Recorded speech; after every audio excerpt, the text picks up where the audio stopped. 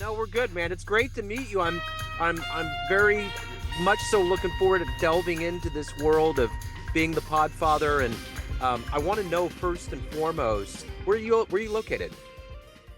So I'm currently living in a place called Łódź in the center of Poland. I'm here 16 years, but I'm originally from Cork in Ireland. Okay, excellent. I thought I suspected an Irish accent. So, what is it like living in Poland to have that shift of coming from Ireland to Poland? It's okay to be honest. I mean, I find it a lot safer here.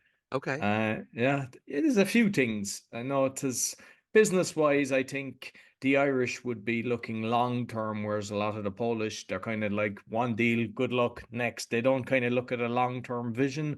yeah, The drivers, Irish, way more courteous than the yeah, Polish. And but at the same time, they're very welcoming, friendly. I just feel good here. yeah. And I'd highly recommend people to come here. Some beautiful cities and old Okay. towns and everything. Yeah. I'd love to get over there. So I want to begin our conversation with living through the last 3.5 years, getting through a pandemic. How did you get through it, and how did it change you? So as it was kicking in, I was starting my fourth podcast, which was kind of originally the main one. It was called The Awakening, and it's for exposing fraud and corruption, but with solutions. Okay. So when this happened, because I read a lot, I read about 100 books, and I just kind of connected with a lot of people. I realized this isn't what they're telling us, and started peeling off a few layers. And the more layers I peeled off, the more I realized, ooh, we're being duped. And I'm saying that in a way that because I know there's families, there's one side believe you should do this, the other side you saying do that. But I was like researching masks, researching everything, and realizing everything they're telling us is wrong. And I saw that they were selling the PCRs in 2017, 2018, millions of them. So they knew this was coming. This was all planned. And then they were doing the testing of the PCRs at the wrong cycle, which was like always going to give you a positive. And just through doctors that I've had on, I mean, I had Dr. Peter McCullough a few times. He's been in the Senate exposing all this and just kind of getting people talking about, I'll call it the jib jab because I don't want to say the word because it's censorship is so bad, right? Yeah. Yeah. That I've realized that even that has been a lie. And my thought process from my younger self would always do what I believed. Yeah, they've got my heart. And it's like, even like you look at polio, basically, that was from DDT, a crop that caused that. So it was like a pesticide at the time, and then they used that to create a jab Yeah. that which in turn made that spread. And then Yeah. like you're just everything. So when you look at has it actually cured anything? I don't believe so. I will never, ever, ever get one again. And Right. what's strange is even with Dr. Peter McCullough, I was talking about my brother's dog died because they kind of make all animals get these jabs and he started bleeding and everything, and within a year he was dead. And then I saw another friend of mine, and his dog was getting epilepsy, and he didn't believe it was that, but I was telling him, yeah, well, I know that that can cause that. And as I had Dr. Peter McCullough, he was like, come to think of it, my dog, since we got him jabbed, has been sick all the time. Yeah. So it's like we've been conditioned that we have to do it with the dogs. My dog, you get the stemper when they were young, which is kind of the rain if they get wet and everything. But that was it. My dog lived till he was 16. You rarely see that now. Yeah. Yeah. Yeah. My dog just passed, and she was 14. So yeah, it's wild. Yeah, it's weird. My kids have gotten COVID like 3 times, and they've got the vaccination, and they keep getting it. It's weird. Everyone I know that's got vaccinated is getting sick all the time. I didn't get it Yeah. and I didn't get jabbed, and my mother's the same. She didn't get sick. And yeah, I mean, It's wild, man. It's the yeah. whole thing's wild. So let's get into the essence. You obviously are very busy as a podcast coach, but if we were to put you in front of a bunch of third graders at a career day, and one of the kids asks you, "What do you do for a living?" How exactly would you answer them? I like that question. I suppose it's like when I was telling people at the start about podcasting, people don't even know what podcasting is. So the Right. first thing is I would actually explain to them what a podcast is. I mean, I'm obviously not going to do it here because the people listening know what a podcast is. But it's like I started in 2018 and I was telling people, hey, give me a review, listen to my podcast. And they were like, what's a podcast? At least you don't have to do that now. Yeah. There's, so I think there was a lot created during the lockdown. So which I think is a good thing because it's like an alternative media. It's like people can kind of listen when they want. So what I would say is you can create something and listen to whatever subject you like when you want. So even if you're cutting the grass, you're earning, you're doing running, whatever, you can double dip. You can listen to a podcast as you're doing these things and educate yourself. Even a language, I'd encourage, like if I was taught the third grades, you want to learn Spanish, listen to a podcast. Absolutely. So what did you want to be in the third grade? What was your dream to grow up and become? I remember I wanted to be an accountant at one stage. Another time I wanted to be a doctor. And but I was always an entrepreneur. I was like from 9, I was like cutting no, about 14 I bought a lawnmower, but 9 I was going around washing cars and delivering leaflets. Then at 11 I started getting a newspaper round and I was delivering newspapers around my area. With that money, bought a lawnmower, cutting grass, and then when I was around 18 I was buying and selling motorbikes and always mealing in. Then I started working for a company, a mechanical contracting company for about 12 years, 2 companies I worked for, and then back into, working for myself after that. So let's go back to the beginning of your life. You're from Ireland. Talk to me about how these seeds got into you to want to have podcasts and be a coach and to delve into all of these realms that you've kind of talked about, that your topics that you're covering. How did all this start for you? How did it become who you are today? So the entrepreneurial journey was always in me. So I had met a Polish girl in Cork. And when I was visiting her parents, I said, okay, property is kind of okay. I bought a few properties in Ireland and bought a few properties and then realized, hey, there's a kind of opportunity here. So set up a company to do the property. And I wasn't planning on moving here. I was kind of like one week a month to come out. So I was getting all the different clients and the relationship broke, but we still kind of kept the business together. She was out here in Poland and I was in Ireland and I'd come out every now and again, maybe bring some clients with me. But then she basically said that she had set up a company and that she sent an email to all the investors saying, I can look after you. And I'd have lost everything because I'd released equity in my property. So it was like, I was kind of forced to, but sometimes good things happen. What happened is the Irish economy tanked. I mean, at one stage in Ireland, they were building 90,000 houses. It went down to 4,000. And most of the tradespeople were moving to Australia, Canada. So the whole thing would have collapsed anyway. So I would have been probably in trouble anyway because we were doing like, jobs for pharmacies and not pharmaceutical companies and, schools and projects. All that stuff kind of stopped. So it was probably a good thing. So then I built like big company here because people wanted their properties fit out. So I said, okay, we can offer that service. Then they wanted it, with all the, you know, the renovated, obviously another thing, managed. That's another one. So I became a big business. I had about 14 people at one stage. So I was doing very well. And I had a lot of syndicates. And the people that were in the syndicates were big boys. I was like the little fish, but because I was kind of doing everything and I studied construction economics. So I kind of knew what I was doing.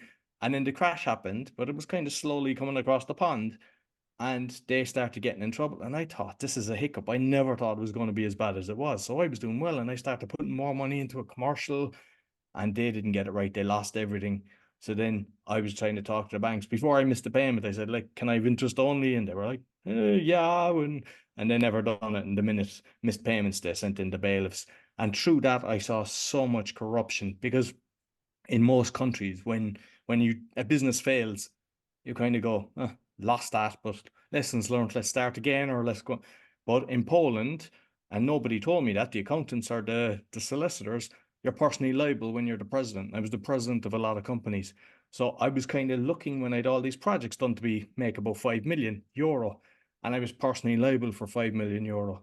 So I basically I had over 100 court cases and just going through that. And I saw the corruption with the bailiffs, like the bailiffs were working with the valuers. They were valuing a property at half what it was worth. And then when they're putting up on the sale for the auction, so it's like 75% for first auction and 50 for the second, they put it up for a second. They have a screenshot of it, but nobody turns up. So then they have their own cronies buying it.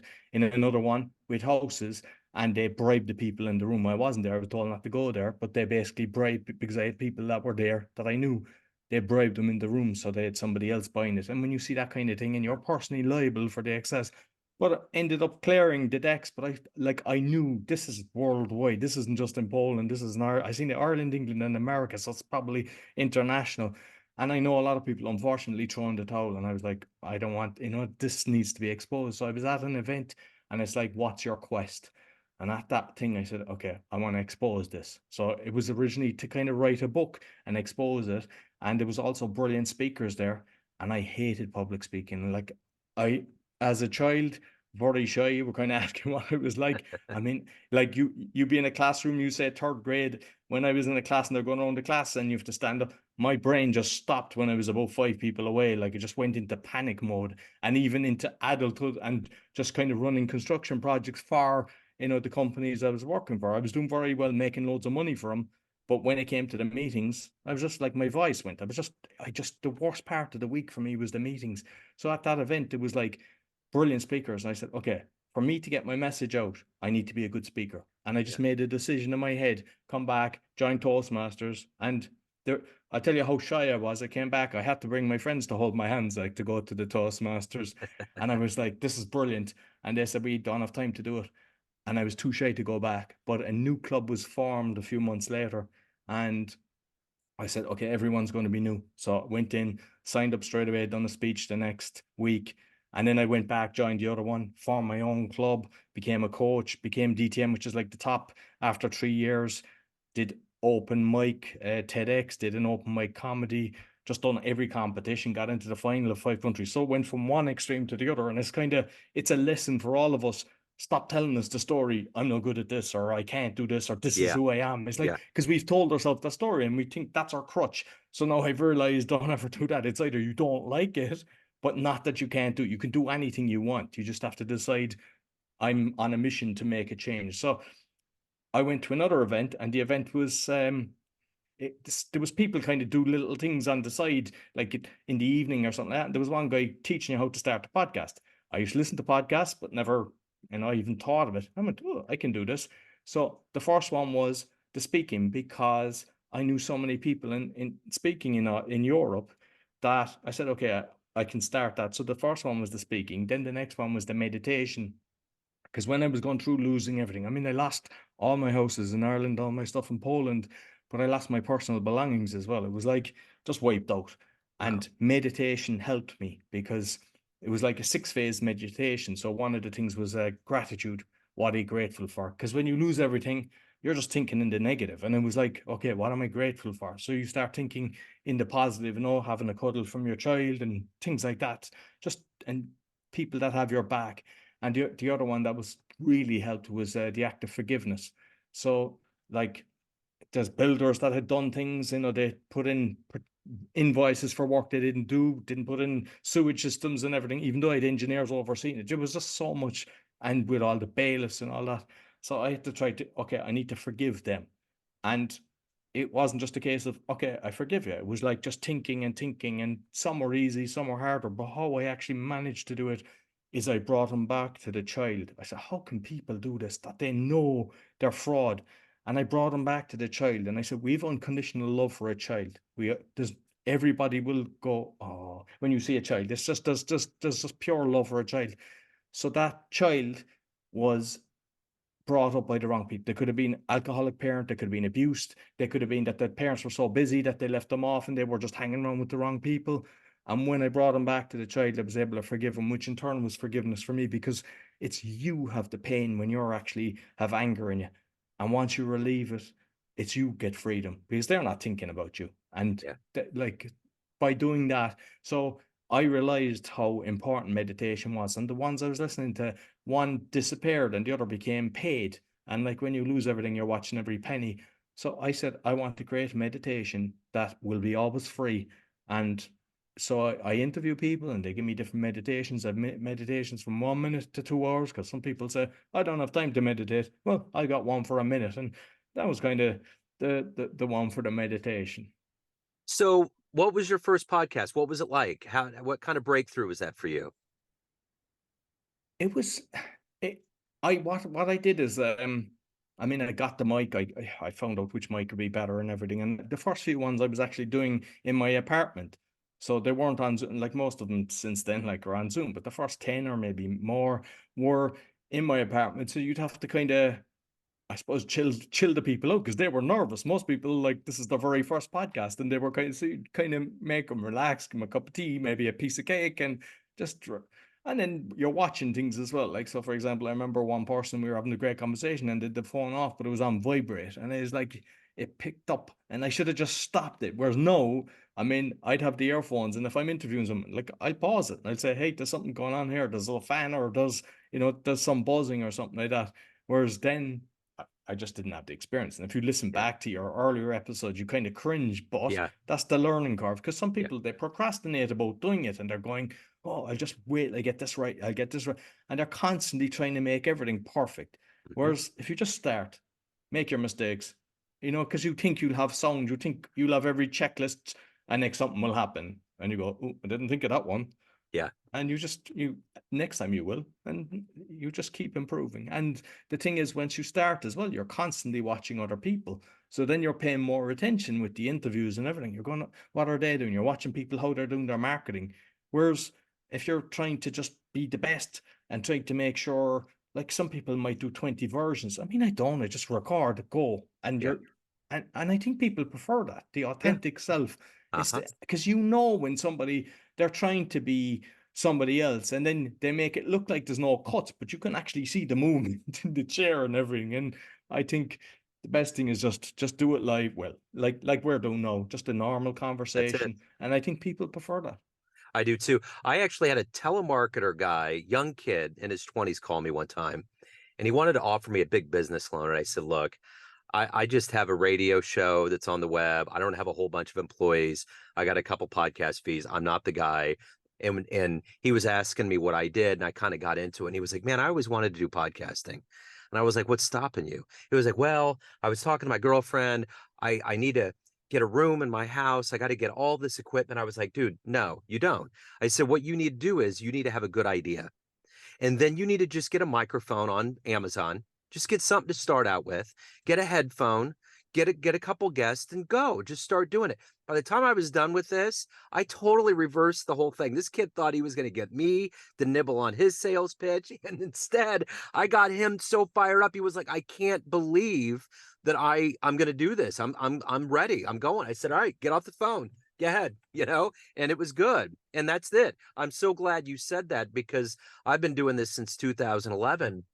And man, it really is all about just starting because the first season of Seinfeld was terrible. I look at those episodes and I'm like, what were you guys doing? But if they didn't keep going, we wouldn't have had one of the most iconic TV shows of all time. You just have to go. You have to get in there. Absolutely. And like, because you mentioned the lockdown at the start. So I had moved just as it was happening. And I said, okay, I'll set up this room because there's like 4 rooms. And I said, I'll have this room downstairs for the podcasting. I'll make it nice. I'll do this because there was no cars.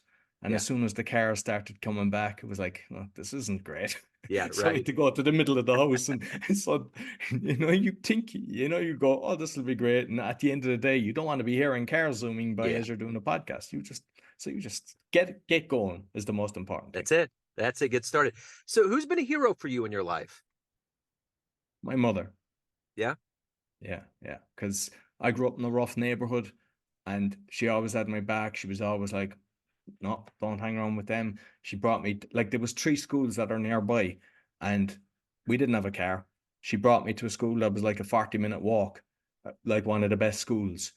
And it made a big difference. Like, because I think, like, I went to college, I probably maybe one other person on the street, two maybe went to college. It wasn't a place that people would be going to college. And just like the people she was telling me not to hang around with, I was obviously a rebel fighting her, like, in, there's some of them alcoholics and other guys in jail and one drug overdose. So it's like, She knew. She just knew. And even in business, like there's times I've done a load of businesses, and she's always going, no. And I was like, I know this guy 5 years. She goes, I'm telling you, no. And she's never wrong. She's got Wow. that, yeah, intuition. And she Wow. just, like, the way somebody would die for you, I know she would die for me. Yeah. Yeah. It's just like, just got my back all my life. That's beautiful. So, of all of the guests, all of the shows, everything you do, who would be the dream guest that you would love to sit down with and just have a conversation with? Well, if I'd say the dream guest, it would be Nikola Tesla, but unfortunately, I'd have Right. to like, I've had so many, like I've had David Icke, I'd had Mickey Willis, I've had a load of famous people, and to be honest with you, it's great having these people, and it's nice, and it's great to have a conversation. But I'll have just as good a conversation with people that nobody knows, and sometimes they Yeah. bring brilliant value. Like the speaking podcast, there was a guy that had joined the Toastmasters at 16. You have to be 18 to join Toastmasters, so he'd done it through his dad. He pretended, it was under his dad's name, and he was just pushing himself at such an age, and he started getting into beatboxing and everything. And because he was so excited, I got him on the show. It's got more downloads than any of the famous people, So, Yeah. and some people think you land the David Ikes or any of these people, but they're not sharing it. Like some of them put it on their own platform, but you don't see the thing. But like the person that hasn't got a massive platform or isn't on 100 or 1,000 podcasts, he's delighted to be there and he's sharing it. And when you tag it, he's commenting, he's really happy, and he's sending it to all his friends.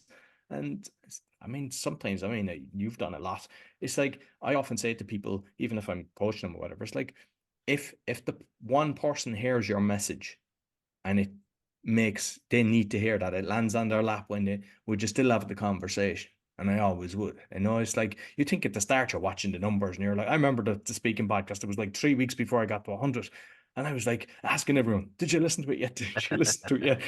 And then I got to 1,000. I remember when, with a few of them going, when I hit 1,000,000, it was like, I just kind of went, I know it didn't become about the numbers anymore. And it was Yeah. like, it's not that I don't track it and I'm watching it and I wanted to grow the whole time and doing that, but it's never about the number. It's just about make sure that you have a decent conversation and that you're helping people. Like I talk a lot on health and stuff like that. And it's like, that the message is going to benefit people. So fascinating you say that because I think about that with all the podcasts I do. I've interviewed people that have been famous and they're great and I love it. And I love the insights, but there's always the surprise. Like I always kind of go in as an existentialist. Like I go in with a blank slate. I'm just going in, I'm having a conversation, and there's just times where I'm just totally blown away. I'm like, I can't believe I had that conversation. And, maybe a lot of people will listen to it, maybe a lot of people won't, but it's really about that connection because there's so many fascinating people. But I think the great thing about podcasting now, which I can't believe it's a hip thing, like I've been doing it since 2011 and it's kind of blown up during the pandemic. I'm like, they're making movies and TV shows and it's this hip thing. I'm like, when did podcasting become hip? But I think it's really all about it's very therapeutic. I think there's such a divisive way, especially Americans roll. Politics have us divided, all these other things do, but there's something very warm and comforting about podcasting. People from around the world can come together and just celebrate being human, celebrate the fact that we're on these adventures and these journeys, and we bump into each other for a half hour or so, and we go on our way, and people can celebrate that. And that's what we should be doing as people. That makes sense to me. No, exactly. And I mean, it's like there's times you'll have a conversation with somebody that you've never spoke to before, and you just click that you could talk for 5 hours with the Yeah, person, and sometimes you'll stay in contact and you just kind of build a relationship. And yeah, it's fantastic. And I mean, like there's times I get a book, I read, I get the guest on and I go, gee, I really enjoy them. Then I get the book, then I get them back. But now what I've done is kind of, because I was saying I'm helping them promote the book. So now I have it in the form. If you're yeah, promoting a book, send me the book. And yeah. even at that, some people like this. There's one now had sent me the book, and it was such a beautiful message inside, and it's such lovely wrapping and everything. And it's just kind of the care of some people as they do it, and others they're like, I don't really want to send you. I'll send you the Kindle or sorry, a PDF. Yeah. I know it's small little things. They don't That's realize it. what they're reaching, but yeah, Yeah, I dig it totally. So, how did you become the coach? When did you say, I'm going to cross this threshold of doing it and I'm going to help people really do it well? It was kinda I was doing a load of speeches about the podcasting because at that stage, like I done the Polish one as well. So kind of after the speaking, the meditation and the Polish was like 5 to 10 minutes. I was doing that with my ex-wife, and it was like I wanted to improve my Polish, and there was only scripted ones or only in Polish. And I was like, I can't learn like that. I need to know what it's doing. And so what I do is I create a graphic, and the graphic could be the mechanics, the different things that you talk about. And so I was using my kind of education system, how I learn. And like that's got over 2 million between the audio and the video. It's been number one in a lot of countries. So like I kind of realized I've a way of teaching things. Even my son, like I like he's like he was born in Poland, but he's like his top marks in English, even though I didn't have top marks in English when I was in school. It was like because it was all a memory kind of system. So Yeah. when I was doing all the speeches, like helping, loads of people started getting started with podcasts, and I'd sit down with them and I'd take them through it, and I was helping a load. And then it was like kind of people would reach out to me that, yeah, you might have met him at an event, but never really clicked. Oh yeah, you're podcasting. I'm going to start. And I didn't mind at the start. You're helping people, but there's a lot of time to take them through the process. And it was like, somebody wouldn't even buy you dinner or something like that. And I was like, they're not respecting my time. And it was like, so I said, I'm going to become a coach. And if somebody wants to do it, I'll tell them, hey, I've got this business. So what I've done is I created like a webinar for those that mightn't have the money, because I said, I know what it's like when you don't have anything and you want to do it. So I cater for that as well. But there's also, that people can do kind of one-on-one. And it's a case of, yeah, can you do it yourself? Absolutely. But just like yourself, when you go through this, you know what works and what doesn't. You pick up things along the way. People share like I've always shared. That's one thing. Like when I meet other podcasts, I'm sharing, no problem. Not everyone's like that. A lot of people, they kind of hold their cards in. But what I found is there is a few that will actually reach out to you straight away then, because you've helped them so much or you're so open, and they go, hey, there's a new platform, there's a new this, there's a new that. And you tend to be ahead of the curve always, just Yeah, because you're helping. absolutely. So, of all of the things that you've done professionally so far, you've been very busy. What are you the proudest of? Being a father. Yeah. Yeah, I dig it. I'm a father too. I get that. I'm in the same boat, Yeah. paddle in the same river. The thing about you is that you have all of these different podcasts and voices, and you're helping people, and people see you in all these different lives, families, friends, listeners, fans, but you run the show. What's your perception of you? Who do you think you are? I'd say just being open, authentic, never trying to pretend. I even get my humor out as well. Like, think maybe at the start I wasn't, you just kind of held back a little bit. But even now, what you see, I'll throw the joke. If something's on my head, I'll say it, Yeah. but I'm always listening. I think the Toastmasters help me kind of communicate better, because a lot of the times when you're, having a conversation, most people are like thinking, what will I say next? What will I say next? And they can't listen. Whereas I have the ability to deeply listen, and then kind of say something then afterwards, or even trigger back from what was said 20 minutes ago. Yeah, for sure. So as someone that's obviously an adventurous sort, if we get off the phone, time machine pulls up in front of your house, you can go anywhere in history and see one event in human history. Where are you going? Ooh. I suppose there was the Tartarian Empire. I'd Okay. like to know. Yeah, because it looked like there was harmony before and it was changed. And even like the Great Wall of China apparently is not built in China, it was on the other side. And you just see a lot of the buildings, and just what I've kind of, taking off a few layers, you look at all the buildings around the world and they can't build them now. And it's like, just see who was running it, what life was, so that the time machine would bring me there, because then I could come back and start replicating it. That is the first time I've got that answer, and I guarantee you that will be the only time I will ever get that answer. That is the most unique answer. So let me ask you this. You have a dream tonight. You run into the 20-year-old version of yourself. You can give that version of you a piece of advice based on the wisdom you've gained in your life. What advice would you give your young version? Don't ever borrow. Don't Yeah. ever borrow. And basically, since I doing that, never use the credit card or anything. Don't borrow ever. Okay. That's great. That's a great way to wrap it up. Before we do that, if anyone wants to hire you, get your podcasts, learn more about you, reach out to you, where's the best way to do that? bio.link/podcaster. They'll find all my podcasts as well as my coaching and everything else. Roy, this has been illuminating. Thank you, sir, for your time. Thank you for all your great podcast work and energy. It's been a joy. I appreciate it. Thank you very much, and I loved your questions. Thank you, Fantastic. sir. Take care.